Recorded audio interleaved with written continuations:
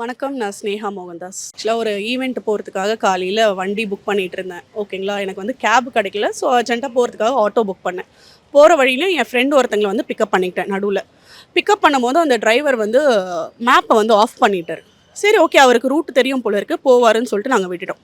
எங்களை வந்து சுற்றி சுற்றி கூட்டிகிட்டு போனார். அவர் பண்ண சில ஆக்டிவிட்டீஸ்லாம் சரியில்லை. கண்ணாடியில் ஒரு மாதிரி பார்த்துட்டு வந்தது, அண்ட் மோர் ஓவர் ஒரு மாதிரி பாட்டெல்லாம் பாடிட்டு ஒரு மாதிரி அவர் ஆக்டிவிட்டீஸே சரியில்லை. அதையும் நாங்கள் கண்டுக்கல, பேசிட்டு வந்துட்டே இருந்தோம். என்னாச்சுன்னா, ஸ்ட்ரெயிட்டாக பீச் ரோடுக்கு போகிறவர் எஸ்ஐடி காலேஜ், மயிலாப்பூர் பாபா கோயில் அப்படின்னு சுற்றி சுற்றி சுற்றி எங்களை கூட்டிகிட்டு வராரு. கூட்டிகிட்டு வரது இல்லாமல் பயங்கரமான ரேஷ் டிரைவிங், ரொம்ப மோசமான ரேஷ் டிரைவிங். எங்களுக்கு அந்த கோவம் பொறுத்துக்க முடியல. எங்களுக்குள்ளேயே டிஸ்கஸ் பண்ணிட்டு வந்தது.